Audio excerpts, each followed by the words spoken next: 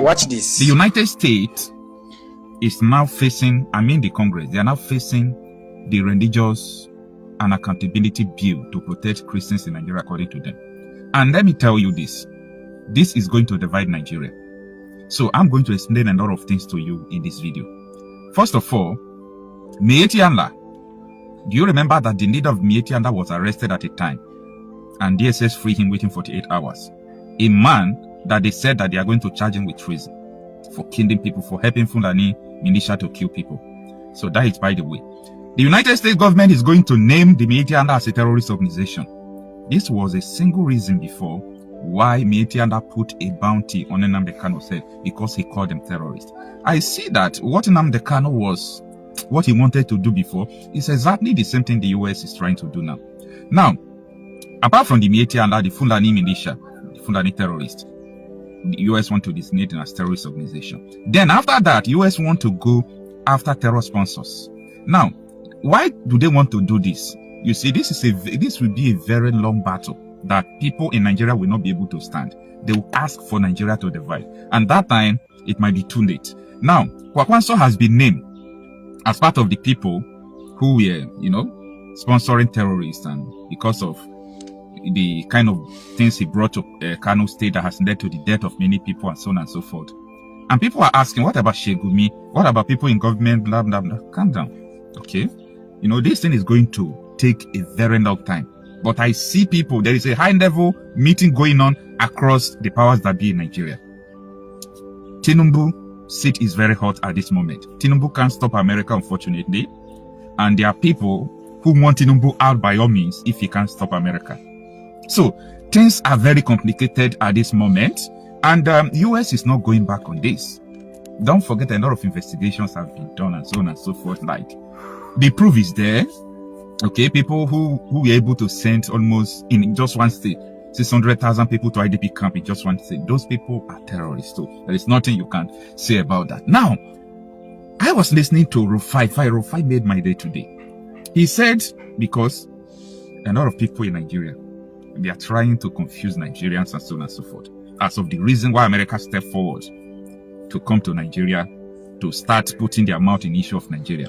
Nigeria is now a global threat. And the Nigeria government are unable to handle the complicity. This was what Kunde Olaomi said.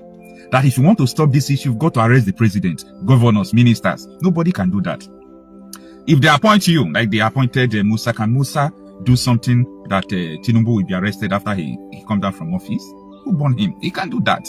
So the level of complicity, the call they made, someone called it soldiers to leave Catholic school before they came to adopt 300 people. Helicopter, painted green, white, and green. Nigerian flag was up, kidnapping school children. Who made the call? Senators cry. Who made the call? Who made the call? They were shouting. Who made the call? Up to today, the soldiers that were there, they said they detained them. They have released them. The call came directly from Aso Rock. Who made the call? The call came from Abuja. Who made the call? So the level of complicity is what Nigeria cannot handle. So if I am talking why the international intervention is necessary in Nigeria, people don't understand. The level of complicity there, like, it is all over. You can't stop this. You have to remove the president. You can't. You remove the governors. You can't. Arrest the senators. Arrest ministers. You can't do that. So if you can't do it, there is no need. So that is why I was laughing at people who were talking about private security. They don't understand the level of how things have gone wrong in Nigeria. They do not understand. Anyway, you see this issue. I am on it and I am going to get updated information about it as usual, and I will carry you along things that will unfold. Before they will unfold, I will let you know. But for now, take a listen to the analysis from Arise News. Congressmen Riley Moore and Chris Smith have proposed the Nigeria Religious Freedom and Accountability Act of 2026, recommending targeted sanctions, asset freezes, and visa bans against former presidential candidate Rabiu Musa Kwankwaso, the Miyetti Allah Cattle Breeders Association, Miyetti Allah Kautal Hore, and what they describe as Fulani ethnic nomad militia.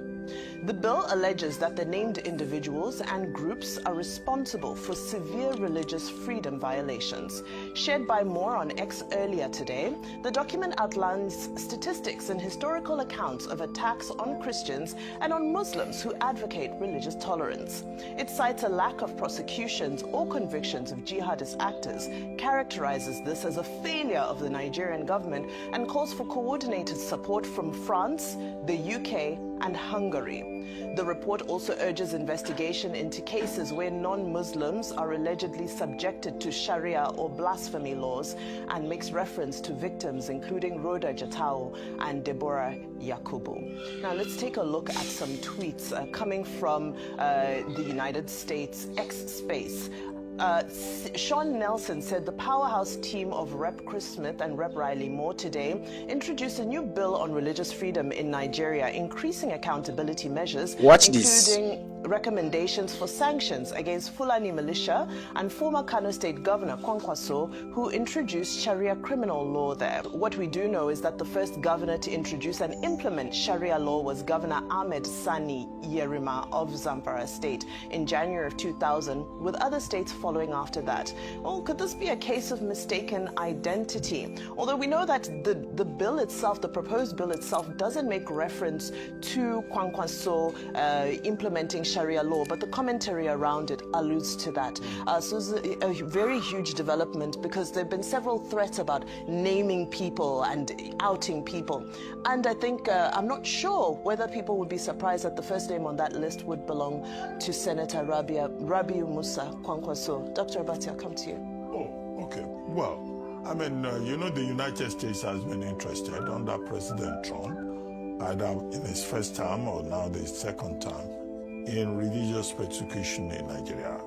Ditto, the Department of State of the United States, also the Department of Justice, and also now you have the African Command being involved, with President Donald Trump carrying the flag and saying there is religious persecution in Nigeria. The federal government of Nigeria has made, considerable effort in that direction to say that Nigeria is a secular country, and that whereas there is insecurity in the country, there is no such thing as religious persecution. But so that's the background.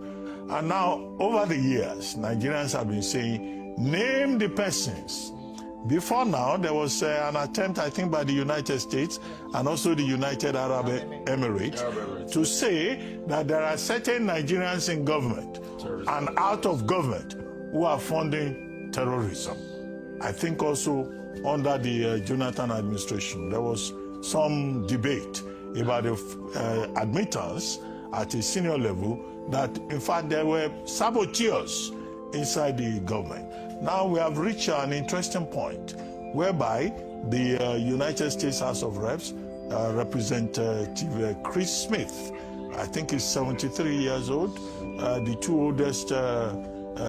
So now, share your thoughts on the comment section, guys, and do well to share this video. If it is your first time coming across this page, do well to click a follow button and stay tuned for more videos like this to come. Peace and love, guys. More days, more hope.